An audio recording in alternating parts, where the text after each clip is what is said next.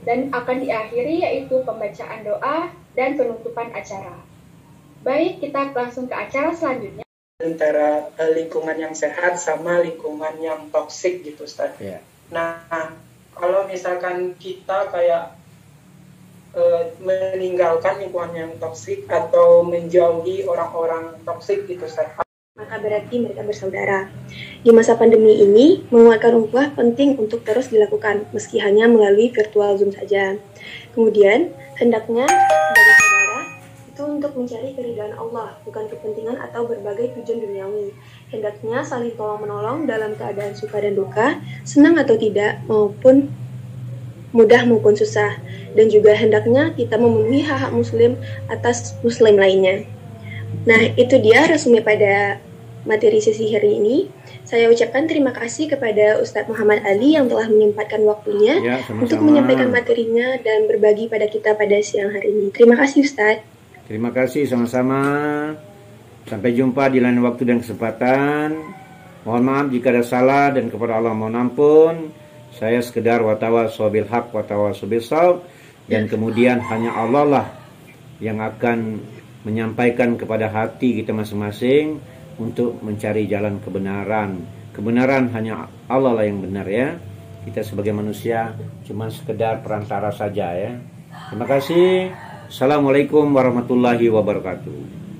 Waalaikumsalam. Sesi dokumentasinya.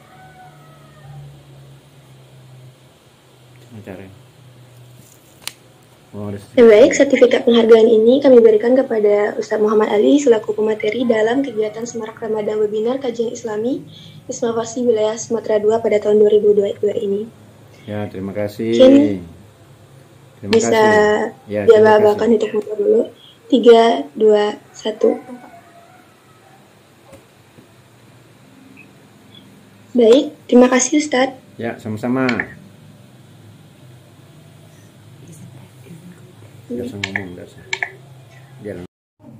Nah, untuk ukhuwah Islamiyah ini ialah persaudaraan yang berlaku antara sesama umat Islam yang diikat oleh akidah atau keimanan tanpa perbedaan golongan, apalagi akidahnya sama, maka berarti saudara.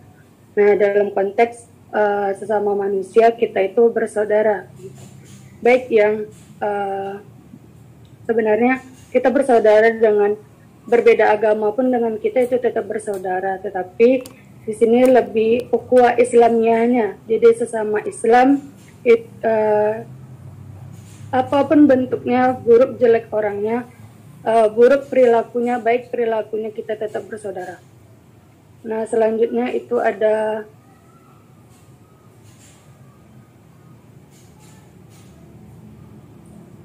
tingkatan ukhuwah yang disampaikan oleh Al-Ustadz tadi. Ada lima tingkatan ukhuwah itu. Yang pertama itu adalah ta'aruf.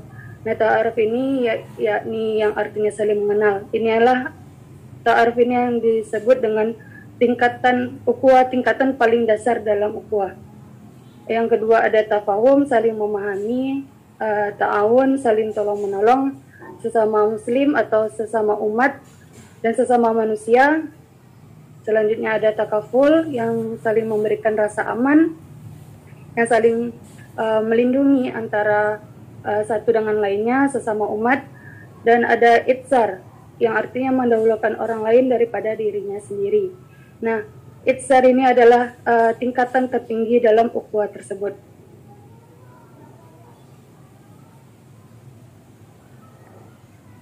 Nah, selanjutnya di dalam masa pandemi ini, apalagi mahasiswa itu berperan sangat besar ya bagi masyarakat, apalagi kita sebentar lagi Lebaran ya, ingin pulang kampung. Jadi dapatnya kita ilmu ini tadi bisa kita terapkan ke masyarakat kita sekitar, kepada sanak saudara kita, adik-adik kita, orang tua kita, untuk menguatkan ukhuwah kita. Yang ini terus dilakukan meski hanya melalui virtual atau online. Tapi ini sudah banyak yang tatap muka ya, atau bertemu langsung dengan keluarganya.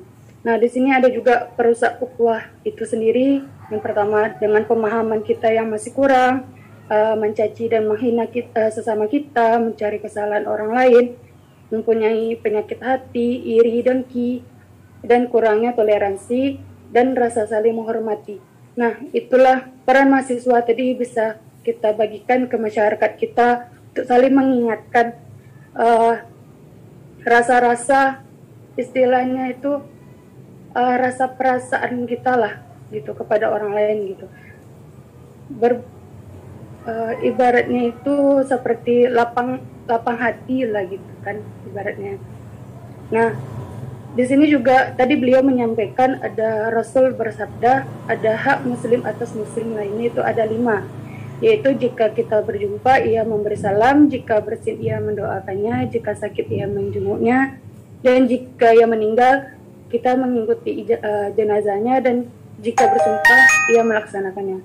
Nah, di sini sudah diterangkan lebih jelas oleh Ustadz tadi, dan sangat terkesan ya dengan pemahaman dengan pemateri Ustadz tadi telah memberikan materi dengan contoh-contoh yang kita alami saat ini gitu, apalagi di masa pandemi sekarang.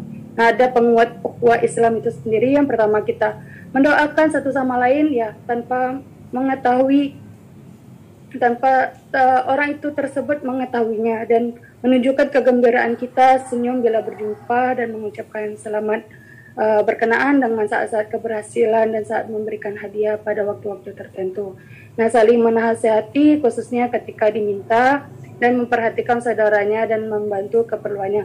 Seperti yang Ustadz kita jelaskan tadi, tanpa kita sadari kita telah ketika kita mendoakan saudara-saudara kita yang di Palestina, cukup kita yang tahu dan Allah yang tahu, tanpa mereka ketahui kita sudah membantunya melalui doa-doa yang diberikan tadi.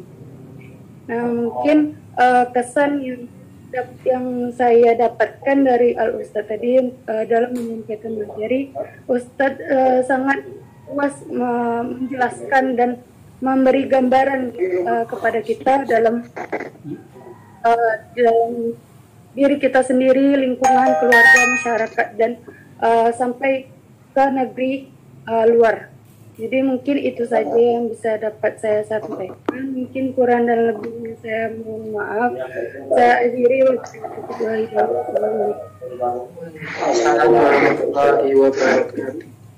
Terima kasih kepada Saudari Dian. Sungguh luar biasa sekali. Berarti Saudari Dian dari tadi nyimak banget nih sama materi kita. Nah, jadi karena materi kita udah masuk, mungkin kita lanjut ke sesi berikutnya, yaitu ke materi kedua, di mana yang akan memberikan materi pada sore hari ini ialah Ustadz Agus Aulia Lutfi, di mana beliau merupakan lulusan S2 Baccalaureate Universitas Adem Sudan, dan juga merupakan Ketua Majelis Taklim As-Salam 2016 hingga pada saat sekarang ini. Beliau akan menyampaikan materi tentang menyambut malam Lailatul Qadar di era masa pandemi 19. Sebelumnya, apakah Ustadz sudah berada di room Zoom bersama dengan kita?